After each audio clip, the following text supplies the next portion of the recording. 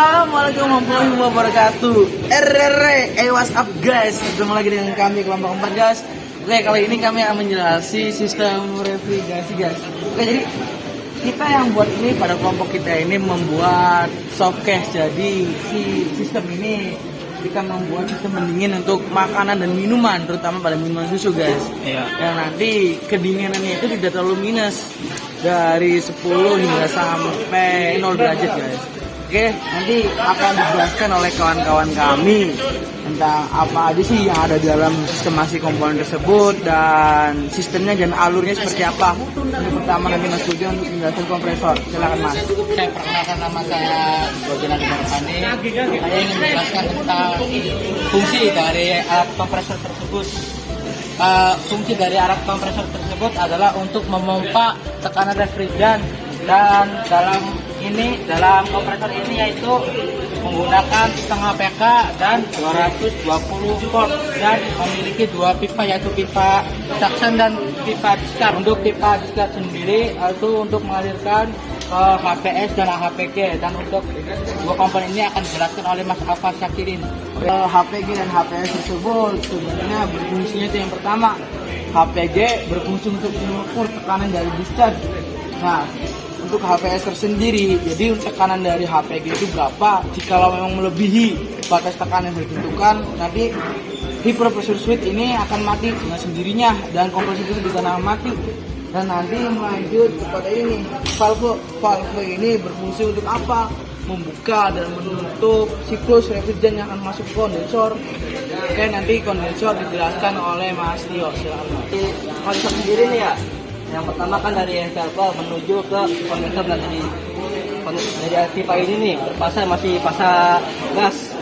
Nah, terus dari pasang gas tuh mengalir ke pasang cair berubah. Nah, fungsinya kondensor tersebut adalah mengubah panas. Nah, dari fungsinya pipa itu mendorong panas. Filter dryer sendiri berfungsi untuk menyaring kotoran bila mana kotoran akan masuk ekspansi. Sebelum masuk ekspansi, kotoran akan disaring dulu oleh filter dryer, dan nanti ekspansi dijelaskan oleh Mas Reza. Nah, sekarang bagian filter kapiler. Filter kapiler ini sebagai alat untuk meluruskan suatu bentuk tekanan dan merubah dari gas ke cair, serta mengatur cairan refrigeran dari pipa-pipa kondensor. Saya akan menjelaskan bagian evaporator. Nah, evaporator itu berfungsi sebagai untuk menukar panas. Jadi dari zat cair kondensor itu akan mengalir ke filter dryer, lalu ke pipa kapiler, lalu setelah itu lanjut ke evaporator. Setelah evaporator mengalami penguapan, itu akan diserap oleh pipa suction. Terus kemudian alirannya akan kembali menuju kompresor suction. Sudah. Oke, tadi sudah dijelaskan tentang alur dan dinamika sistem refrigeran, khususnya sistem pendingin ya, di bagian pendingin minuman. Nah, nanti kami di sini akan menjelaskan apa sih keluh kesah yang kita sudah rasakan selama dari nol kita membuat sampai sekarang udah hampir lah bisa 100%.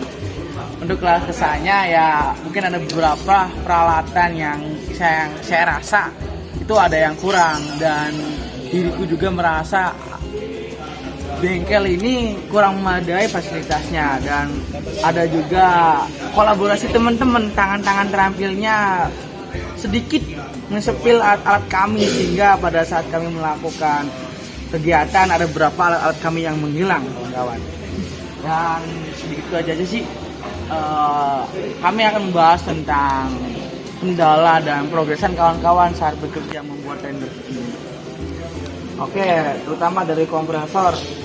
Dari awal, minggu-minggu awal kan kita membahas tentang kompresor, daya PK-nya berapa dan daya listriknya berapa, itu diambil dan dieksekusi oleh Mbak Nabila sendiri.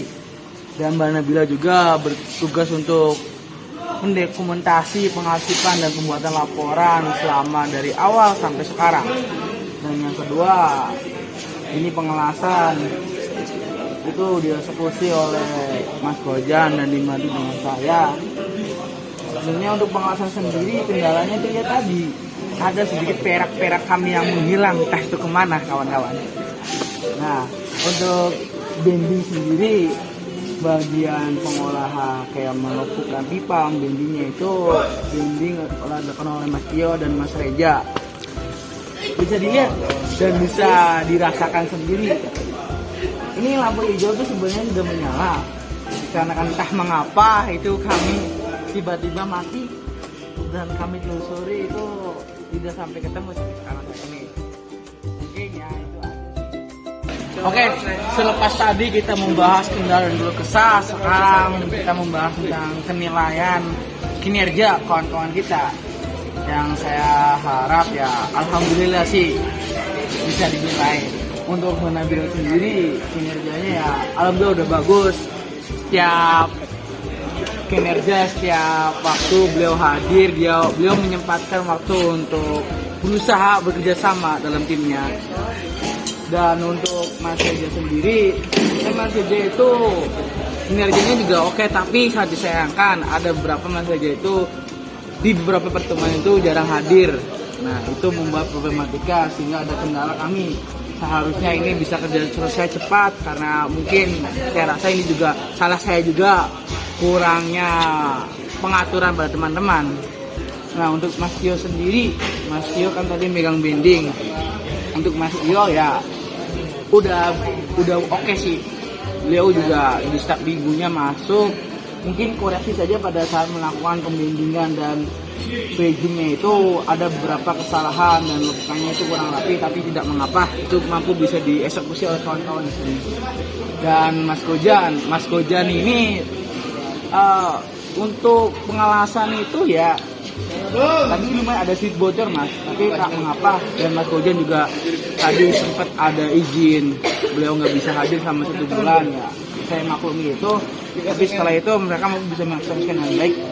Dan mungkin saatnya kawan-kawan menilai baik buruknya saya dan kebanyakan salah saya pada saat mengeksekusi tren tersebut. Mangga silakan dari sendiri. Ya, untuk ketua kami di sini itu terkadang kalau berangkat kuliah tersebut itu terkadang berangkatnya agak lama, agak ngaret seperti itu. Lihat Mas Tio. Kalau saya saran dari kita nih, kalau saya berapa, kalau masalah pengelasan apa segala macam itu agak terburu-buru dan agak sedikit emosi juga. Ya. Oke. Jawaban Nabila. Untuk kinerja Mas Afan sebagai ketua ini sendiri ya itu ada udah bagus kerjanya, tapi ketika saya inginkan untuk misal datang ke kampus yang begini malah agak ngaret. Gitu aja sih, terima kasih.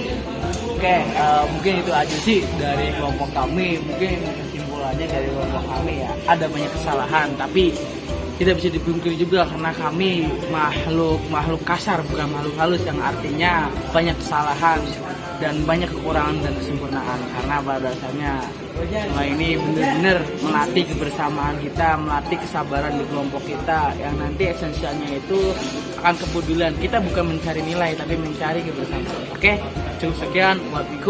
Wassalamualaikum warahmatullahi wabarakatuh. Terima kasih.